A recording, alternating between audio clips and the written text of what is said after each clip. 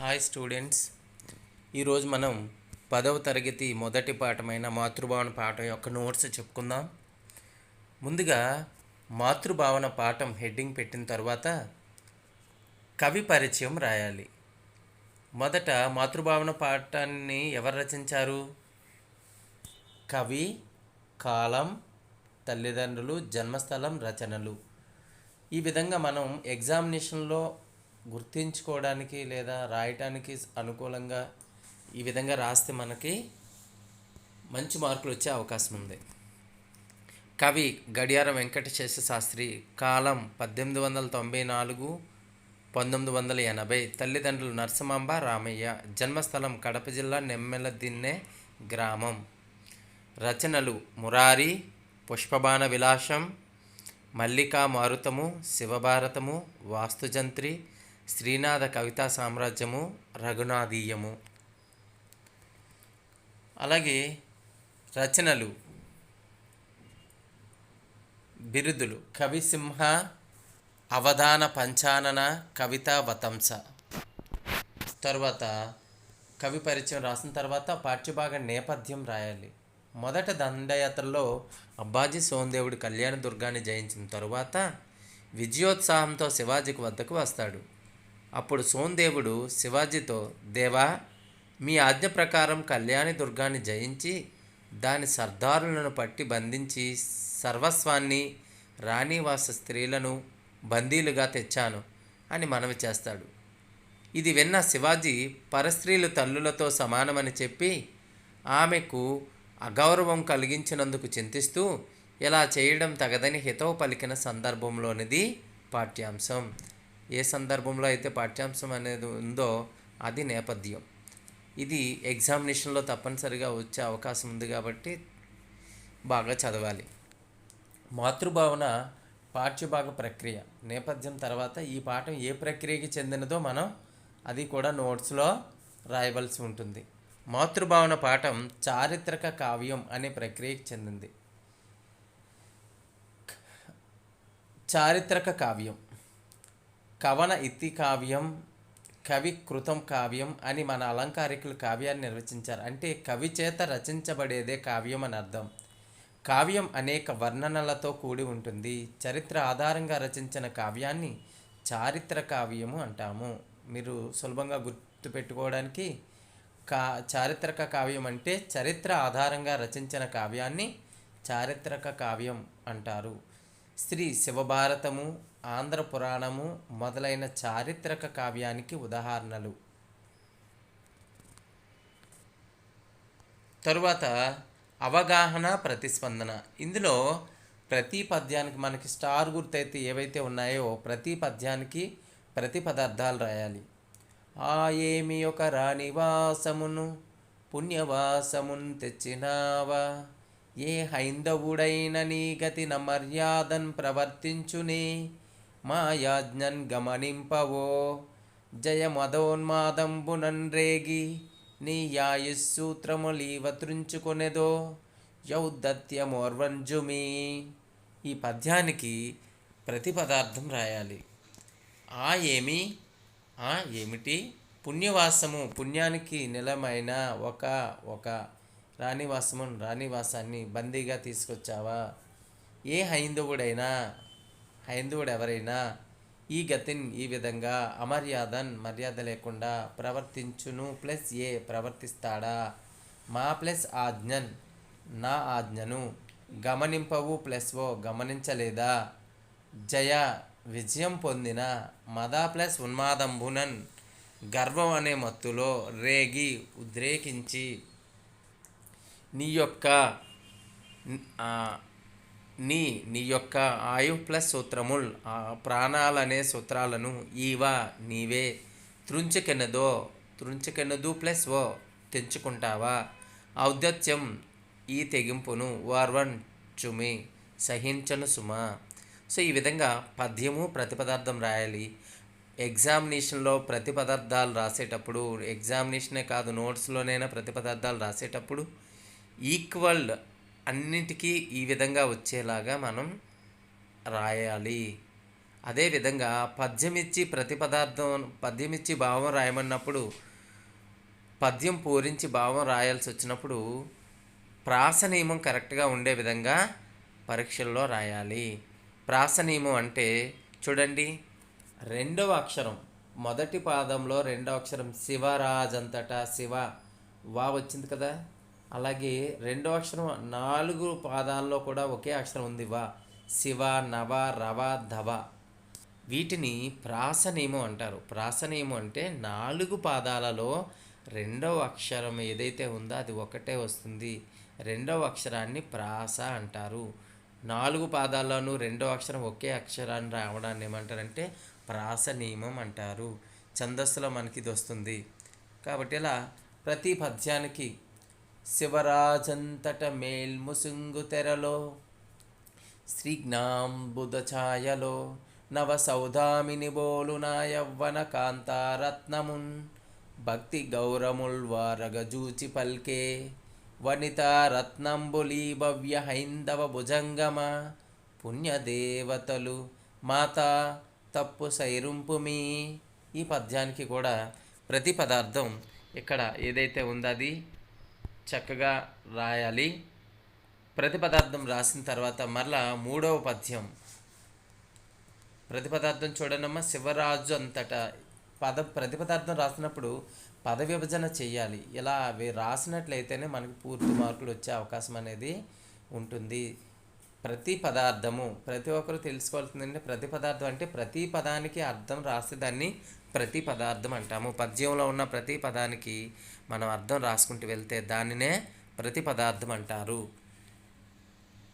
శివరాజు అంతటా శివాజీ మహారాజు అంతలో మేల్ముసుంగు ప్లస్ తెరలో పైన కప్పిన తెరలో స్నిగ్ధ ప్లస్ అంబుద మనోహరమైన మేఘం యొక్క ఛాయలో నీడలో నవ సౌదామినిన్ కొత్తగా పుట్టిన మెరుపు తీగ బోలున్ అన్న విధంగా ఆ యవ్వన కాంతారత్నమున్ యవ్వన దేశానికి చెందిన రత్నము అంటే ఆ స్త్రీని భక్తి గౌరవాలు పారగన్ కనిపించే విధంగా చూసి మాతా ఓ తల్లి వనితా రత్నములు రత్నము వంటి స్త్రీలు ఈ భవ్య ఈ గొప్పదైన హైందవ హిందూ దేశమని పిలువబడే జంగమ తిరుగాడే పుణ్యదేవతలు పుణ్యమైన దేవతలు తప్పు మా తప్పును సైరూపుమి క్షమించుమ్మా అని పలికాడు. పలికినంటే అని పలికాడు. ఇలా పద్యానికి ప్రతిపదార్థం రాయాలి. అనల జ్యోతులని పతివ్రతల పాపాచారులైడాయుబు జనలెల్ల నిజ సంపదలు తొరగి యస్తద్వస్తులైపోరే విత్తనమే నిల్చునే మున్నెరుంగమే పులస్య బ్రహ్మ సంతానమో మో జనని హైందవ భూమిని పగిది దుఃచరిత్రముల్ సాగునే. అలాగే ఈ పద్యానికి కూడా ప్రతి పదార్థం ఇక్కడ ఏదైతే ఉందో అది చూసి చక్కగా రాయండి.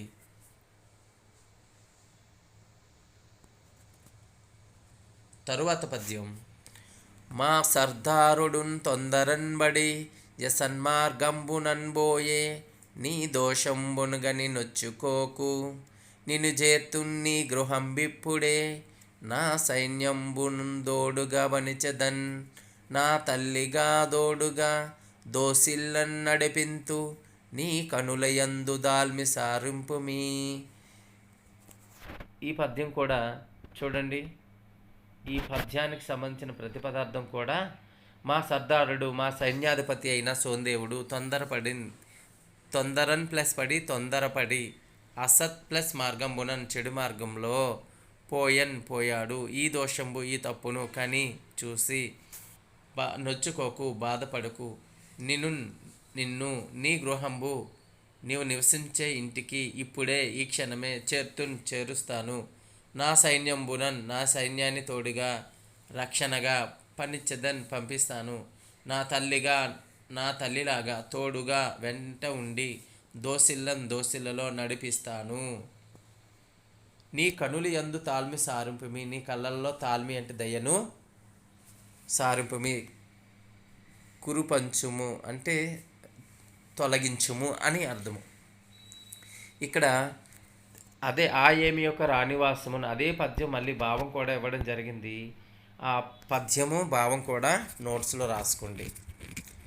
ఆ ఏమి ఒక రానివాసమును పుణ్యవాసమున్ తెచ్చినావా, ఏ హైందువుడైన నీ గతి అమర్యాదన్ ప్రవర్తించునే, మాయాజ్ఞ గమనింపవో జయ మదోన్మాదంబునన్ రేగి, నీ యాయం సూత్రములీవత్రించుకొనుదో ఔద్యత్యమోర్వంజుమి. మరలా పద్యం ప్రతిపదార్థం రాసిన వాళ్ళు పద్యం భావం రాయడం కష్టంగా ఉంటుంది కాబట్టి పద్యం ప్రతిపదార్థం రాసేటప్పుడే మీరు కిందన భావం రాసేసుకుంటే రేపు ఎగ్జామినేషన్లో చదవడానికి తర్వాత నోట్స్లో రాయడానికి కూడా ఇబ్బంది ఉండదు. మరలా ఇదే పద్యం రిపీట్ అయింది కాబట్టి మీకు పైన ఇదే పద్యం ఉంటుంది. ఓపిక ఉన్న వాళ్ళు రాయండి, లేదంటే ఈ అసంపూర్ణంగా ఉన్న పద్యం అని పెట్టి భావం రాసేసినా పర్వాలేదు. అలాగే శివరాజంతట మేల్ముసింగి తెరలో స్నిగ్ధాంబుద ఛాయలో నవ సౌదామిని బోలున యవ్వన కాంతారత్నమున్ భక్తి గౌరముల్ వారగజూచి పల్కే వనితారత్నంబులి భవ్య హైందవ భుజంగమా పుణ్యదేవతలు మాతా తప్పు సైరింపుమి. ఇది కూడా ఈ ఏవైతే మన స్టార్ గుర్తున్న పద్యాలు ఉన్నాయో ఆ పద్యాలన్నింటికీ భావం రాయాలి. అందుకనే విద్యార్థులందరూ ఏంటంటే పద్యం ప్రతిపదార్థం భావం రాసేసుకుంటే ఒకేసారి సరిపోతుంది. పద్యం ప్రతిపదార్థం ఎగ్జామినేషన్లో అయితే పద్యం ఇచ్చి ప్రతిపదార్థం ఇస్తాడు, అలాగే అసంపూర్తిగా ఉన్న పద్యం ఇచ్చి కిందన భావం రాయవలసి ఉంటుంది. అప్పుడు పద్యం భావం అంటే పరీక్షల్లో ఏ విధంగా ఇస్తాడో ఆ విధంగా మేము నోట్స్ ఇవ్వడం జరిగింది. మీకు ఏ విధంగా అవకాశం ఉంటే ఆ విధంగా రాయండి. సాధ్యమైనంత వరకు ఇక్కడ ఎలా ఉందో అలాగే రాయటానికి ప్రయత్నం చేయండి. అలాగే పాఠం ఆధారంగా క్రింది ప్రశ్నలకు జవాబులు రాయండి. శివాజీ కొలువులో వారంతా నిశ్చేష్టులు అవడానికి కారణం ఏమిటి? సోందేవుడు శివాజీ సైన్యాధిపతి. అతడు కళ్యాణదుర్గాన్ని జయించిన ఉత్సాహంతో అక్కడికి సర్దార్లతో పాటు రాణివాస స్త్రీలను కూడా బంధించి తీసుకువస్తాడు. ఆ విషయాన్ని శివాజీకి తెలియపరుస్తాడు. అది విన్న శివాజీ పుణ్యానికి నిలయమైన రాణివాసాన్ని బంధించి తెస్తావా? ఏ హైందువుడైన ఈ విధంగా అమర్యాదగా ప్రవర్తిస్తాడా? నా ఆజ్ఞను గమనించకుండా విజయం అనే మత్తులో చెలరేగి నీ ప్రాణానికి ఆపద తెచ్చుకుంటావా అని సోందేవుడిని కోపగించుకున్నాడు. ఇలా ఎర్రబడిన కన్నులతో అదిరిపడే పై పెదవితో గొప్ప హుంకారంతో కదలాడే కనుబొమ్మ ముడితో గర్జిస్తున్న శివాజీని చూసి కొలువులో వారంతా నిశ్చేష్టులయ్యారు. సోందేవుడు శివాజీని ఎలా శాంతిపరిచాడు? రెండో ప్రశ్న. సోందేవుడు శివాజీ ఆజ్ఞాపించినట్లుగా రాణివాస స్త్రీల బందీలను విడిపించి తీసుకుని వస్తాను అన్నప్పుడు సోందేవుడు శివాజీతో, దేవా నన్ను మన్నించండి, ఈ సర్దార్ను పట్టి తెచ్చే ఉత్సాహంతో నా కళ్ళు కప్పేసింది, అంతేగాని ఇందులో ఎటువంటి చెడు ఆలోచన నాకు లేదు. మీ ఆజ్ఞను మీరి ప్రవర్తించాలనే ఉద్దేశం కూడా లేదు. మీ పాదాల మీద ఒట్టు అని మనవి చేస్తాడు. ఆ విధంగా సోందేవుడు శివాజీని శాంతపరుస్తాడు. ఇక మూడవ ప్రశ్న. భారతదేశ భాగ్య కల్పలతలను శివాజీ ఎవరిని ఎలా కీర్తించాడు? అనసూయ, సావిత్రి, సీత, సుమతి మొదలైన పతివ్రతల భారతదేశ భాగ్య కల్పలతలని శివాజీ కీర్తించాడు. అనసూయ తన పాతివ్రత్యంతో త్రిమూర్తులను చంటిబిడ్డలా చేసి వారికి జోలపాడిన మహనీయురాలు. సావిత్రి యమధర్మరాజు పాశాన్ని త్రుంచి తన భర్త ప్రాణాన్ని రక్షించుకున్న పావన చరిత కలిగినది. అలాగే సీత మండే అగ్నిగుండంలో దూకి పూలరాశిగా మార్చుకొని బయటికి వచ్చిన పతివ్రత. సుమతి తన భర్త ప్రాణాలు కాపాడుకోవడానికి సూర్య భగవాన్ని ఉదయించకుండా నిలిపిన పుణ్యస్త్రీ. ఇలా భారతీయ స్త్రీలు ఎందరో తమ పుట్టినింటికి మెట్టినింటికి కీర్తిని పెంచారు. శివాజీ యవ్వనకాంత పట్ల చూపిన ఆదరాభిమానాలు ఎటువంటివి? శివాజీ యవ్వనకాంతతో తల్లి మా సర్దారుడు తొందరపడి జరిగిన దోషానికి బాధపడకు. నా సైన్యాన్ని తోడుగా పంపించి నేను ఇప్పుడే మీ ఇంటికి చేరుస్తాను. నా తల్లిగా భావించి నిన్ను నా దోసిలపై నడిపిస్తాను. నీవు యవ్వన దేశానికి చెందిన పుణ్యస్త్రీవి కావచ్చు, అయినా మా హైందవుల పూజను స్వీకరించు. నీ రూపం నాలో లేకపోయినా నేను కనని తల్లిగా నేను గౌరవిస్తాను. నీ కనులలో మా పట్ల దయను కురిపించు అని చెప్పి స్త్రీల పట్ల తనకున్న గౌరవాభిమానాలు చూపించాడు. ఇవి పై 4 ప్రశ్నలు కూడా చిన్న ప్రశ్నలు. ఇక వ్యాసరూప ప్రశ్నలు చూడండి. వ్యక్తీకరణ, సృజనాత్మకత.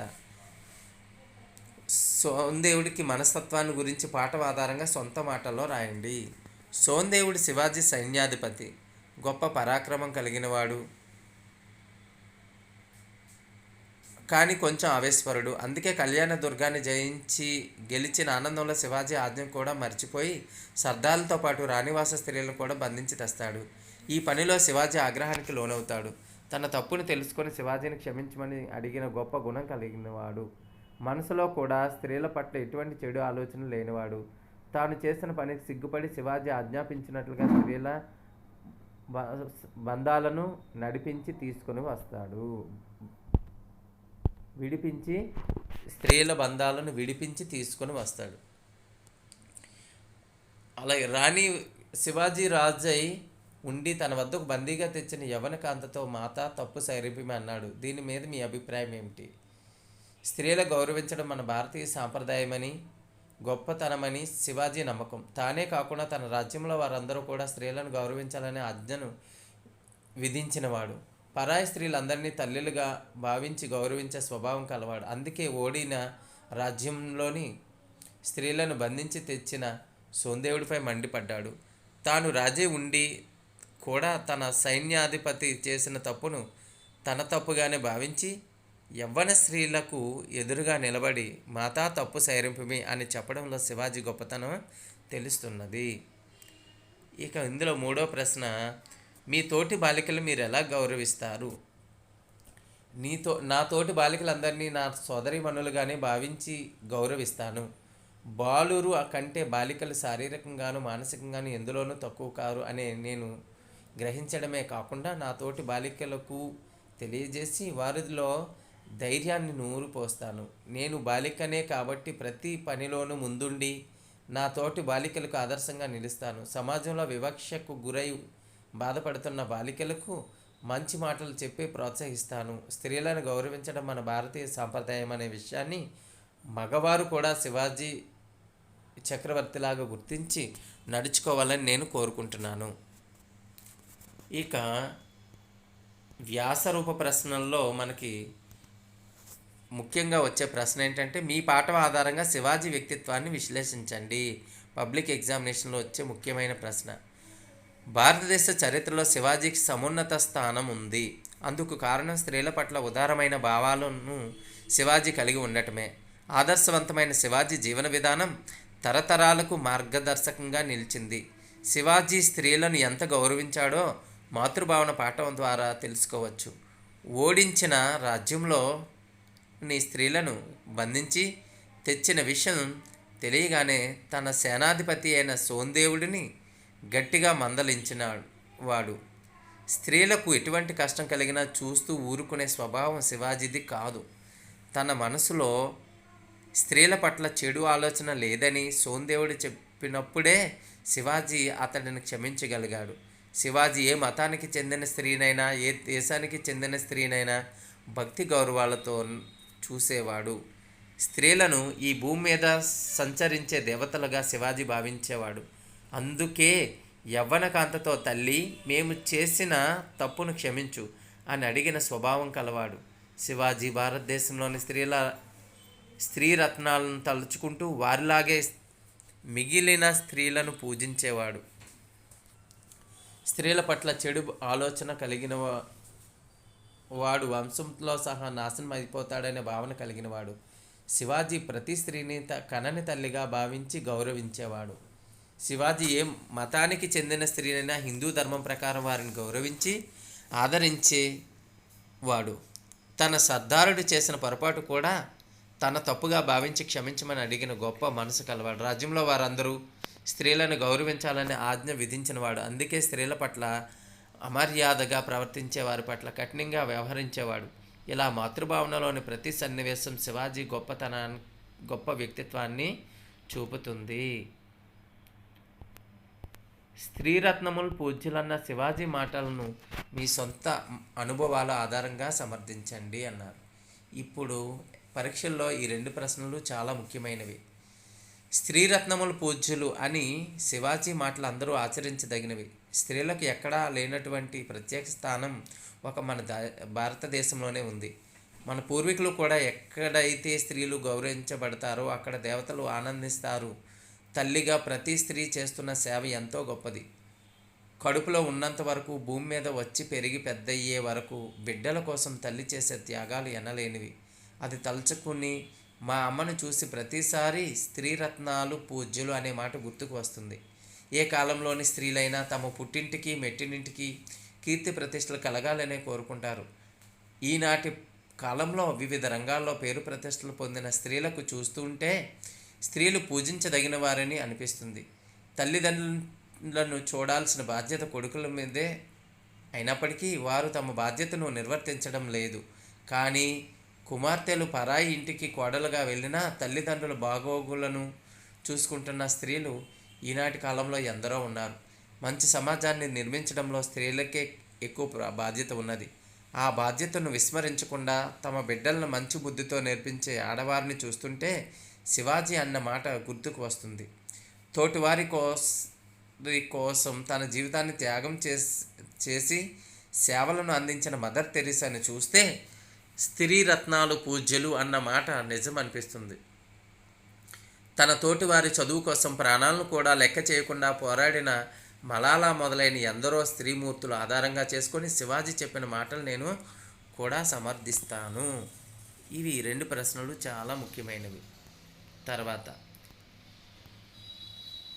మాతృభావన పాఠ్యాంశ ఆధారంగా శివాజీ ఏకపాత్ర రూపంలో రాసి ప్రదర్శించండి. ఈ విధంగా మనం సంభాషణ రూపంలో శివాజీ, సోందేవుడి రూపంలో ఈ విధంగా మనం రాసి చూపించవచ్చు.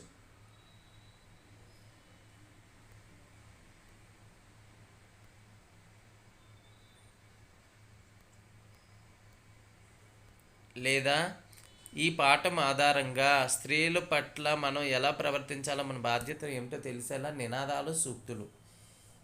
ఇల్లాలి చదువు ఇంటికి వెలుగు, మహిళని చూడు ఆమెలో తల్లిని చూడు, మహిళా ప్రగతి దేశానికి పురోగతి, స్త్రీలను గౌరవించు దేశ గౌరవాన్ని పెంచు, చదువుకున్న బాలిక వెలుగునిచ్చే దీపిక, స్త్రీలే జాతిరత్నాలు, స్త్రీలే ఆనిముత్యాలు,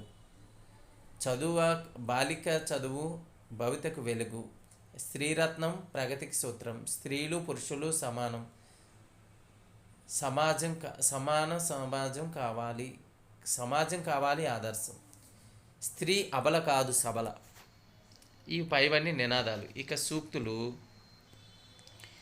తల్లిని మించిన దైవం లేదు, ఎక్కడ స్త్రీలు పూజించబడతారో అక్కడ దేవతలు ఆనందిస్తారు, దేవుడు ఇంటింటికి తిరిగిలేక తల్లిని సృష్టించాడు, స్త్రీ లేని ఇల్లు గుండె లేని శరీరం వంటిది, ప్రతి పురుషుడి విజయం వెనుక ఒక మహిళ ఉంటుంది, మానవ జాతి మనుగడకు ప్రాణం పోసింది మహిళ, బిడ్డల ఆనందమే తల్లుల పరమానందం, మాతృదేవోభవ, స్త్రీలు భారత సంస్కృతికి ప్రతిబింబాలు, పరాయి స్త్రీలను తల్లిగా చూడాలి. ఇవి పేపర్ 2లో వస్తాయమ్మా. ఇవి కూడా నోట్స్లో చక్కగా రాయండి. ఇక చివరిగా భాషాంశాలు. పదజాలం. ఆజ్ఞ అంటే ఆదేశము, ఆన, ఉత్తర్వు, నిర్దేశము, పర్యాయ పదాలు. ఒకే అర్థాన్ని ఇచ్చే పదాలను ఏమంటారంటే పర్యాయ పదాలు అంటాము. వీటినే సమానార్థక పదాలని కూడా అంటారు. కన్ను అంటే అక్షి, చక్షువు, నేత్రము, నయనము. అనలము అగ్ని, నిప్పు, వహ్ని, జ్వలనము. స్త్రీ మగువ, కొమ్మ, ఇంతి, పడతి. కింది ప్రకృతులను సరైన వికృతులకు జతపరచండి. రాజ్ఞి రాణి, ఆజ్ఞ ఆన, ఛాయ, రత్నము రతనము, భక్తి భక్తి. అలాగే శివుడు అంటే వ్యుత్పత్తి అర్థాలు అంటే శివుడు సాధువుల హృదయాన్ని శయనించి ఉంటాడు. మంగళప్రదుడు అంటే ఈశ్వరుడు అని అర్థం ఉంది. పతివ్రత పతిని సేవించుటే వ్రతముగా కలిగినది సాధ్వి. పురంధ్రి గృహమును ధరించినది ఇల్లాలు. అంగన శ్రేష్టమైన అవయములు కలిగినది స్త్రీ. అలాగే నానార్థాలు. వాసము అంటే ఇల్లు, వస్త్రం. సూత్రము నూలిపోగు, జంధ్యము ఏర్పాటు. చరణము పాదము, పద్యపాదము, కిరణము. హరి అంటే కోతి, ఇంద్రుడు, విష్ణువు. రత్నము మణి, విలువైనది, శ్రేష్టము. తరువాత ప్రకృతి వికృతి. గౌరవము గారవము, బ్రహ్మ బమ్మ, పుణ్యము పుణ్యము, జ్యోతి జ్యోతి, గృహము గీము, రాశి రాశి, అమ్మ అంబ, దోషము దోషము, భాగ్యము భాగ్యము. ఇక వ్యాకరణ అంశాలు. క్రింది పదాలను పరిశీలించి వాటిలో సవర్ణ దీర్ఘ సంధి గుణసంధి సందులున్నాయి, గుర్తించి విడదీసి సూత్రాలు రాయమన్నాడు. పుణ్యావాసము, పుణ్య ప్లస్ ఆవాసము సవర్ణ దీర్ఘ సంధి. స్నిగ్ధాంబుద, స్నిగ్ధ ప్లస్ అంబుద, ఇది కూడా సవర్ణ దీర్ఘ సంధి. సూత్రం ఏంటంటే ఆ ఈవు అరువులకు సవర్ణమైన అచ్చులు పరమైనప్పుడు క్రమంగా వాటి దీర్ఘము ఏకాదేశమగును. ఆకి ఆ కలిస్తే దీర్ఘం వస్తుంది, ఈకి ఈ కలిస్తే దీర్ఘం వస్తుంది. ఇది ఆల్రెడీ నేర్చుకున్నారు కదా, ఇవన్నీ నోట్స్లో రాయాలమ్మా. మదోన్మాదము, మద ప్లస్ ఉన్మాదము గుణసంధి. సరభసోత్సాహము, సరభస ప్లస్ ఉత్సాహము గుణసంధి. అకారానికి ఇవు అరువులు పరమైనప్పుడు క్రమంగా ఏవో ఆర్లు ఏకాదేశమగును. అలాగే గుణ ఔద్ధత్యము, గుణ ప్లస్ ఔద్ధత్యము, రస ప్లస్ ఏకస్థితి, రసైక స్థితి వృద్ధి సంధి. అకారానికి ఐలు పరమైతే ఐకారము, ఔలు పరమైతే ఔకారము ఏకాదేశమగును. అలాగే ఉత్వ త్రిక రుగాగమ లూలన సందులున్నాయి, పదాల విడదీసి జరిగిన తీరును వివరించమన్నారు.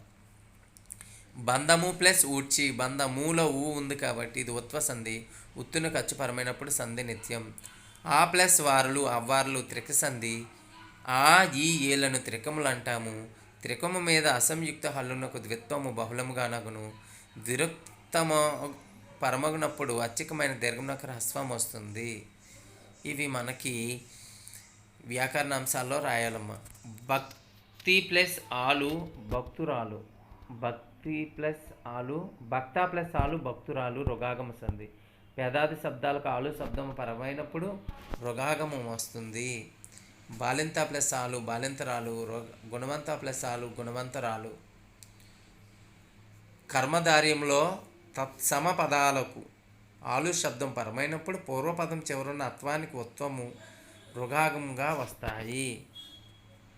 నెక్స్ట్ దేశాల, దేశము ప్లస్ లు లలన సంధి. పుస్తకాలు, పుస్తకము ప్లస్ లు లలన సంధి. సమయాన, సమయము ప్లస్ నా సమయాన, లు నా లు పరమైనప్పుడు ఒకనొకప్పుడు మూవర్ణమునకు లోపము, తత్పూర్వ స్వరమునకు దీర్ఘము విభాషణగా వస్తాయి. అలంకారాన్ని గుర్తించడం. అనుచున్ జేవుర మీరు కన్ను గవతో, నాస్పంద దోష్టంబుతో, గణ హుంకారంతో, నట దృక్పిటితో గర్చిల్లిన బొంసలేసుని జూడన్. అంటే శివాజీ ఏ విధంగా ఉన్నాడో అక్కడ తన సైన్యాధిపతి అయినటువంటి సోందేవుని చేసిన తప్పుకి ఏ విధంగా ఉన్నాడో వర్ణిస్తున్నాడు కాబట్టి, అతను స్వభావాన్ని ఉన్నది ఉన్నట్టుగా వర్ణించాడు కాబట్టి దీన్ని స్వభావోక్తి అలంకారము అని అంటారు. ఆ తరువాత క్రింది పద్యాలు గురులఘులు గుర్తించి ఘన విభజన చేయండి. గురులఘులు గుర్తిస్తే ఏమైంది? మస జస తతగా, మస జస తతగా అనే గణాలు వస్తే దాన్ని శార్దూలం అంటాము. ఇది వృత్తానికి చెందినది. ఇందులో 4 పద్యాలు ఉంటాయి. ప్రతి పాదంలో మస జస తతగా అనే గణాలు ఉంటాయి. యతిస్థానం 13వ అక్షరం, ప్రాసనిము ఉంటుంది. ప్రతి పాదంలో 19 అక్షరాలు ఉంటాయి. సో ఈ విధంగా మీరు రాసినట్లయితే నోట్స్ కంప్లీట్ అవుతుంది. తర్వాత చివరిగా అనునాసిక సంధి ఒకటి ఉందమ్మా. వాక్ ప్లస్ మయం వాక్మయం, రాట్ ప్లస్ మహేంద్రవరం, జగత్ ప్లస్ నాథుడు జగన్నాథుడు, తత్ ప్లస్ మయం తన్మయం, రాట్ ప్లస్ మణి రాన్మణి, మరుత్ ప్లస్ నందనుడు మరున్నందనుడు. పై పదాల్లో పూర్వ పదం చివర పరుషాలని తాలు ఉన్నాయి. పరపదం మొదట నా మా అనే అక్షరాలు ఉన్నాయి. వీటి మధ్య జరిగినప్పుడు కాటాత స్థానంలో ఞ అనా నా అనే అనునాసిక అక్షరాలు ఆదేశంగా రావడం జరిగింది. ఇలా జరిగిన దాన్ని అనునాసిక సంధి అని అంటారు. ఇక ఛందస్సులో ఉపజాతి పద్యాలైన ఆటవెలది తేటగీతి పద్యాల గురించి కూడా ఇక్కడ ఇవ్వడం జరిగింది. ఇది కూడా నోట్స్లో రాయండి. సూర్యగణాలు 2, నగనం హగనం ఇంద్రగణాలు 6, నలనగ సలభరత అనే గణాలు.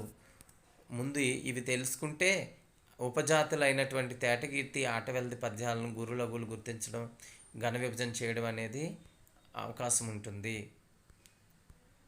సో ఇవన్నీ నోట్స్లో రాయండి.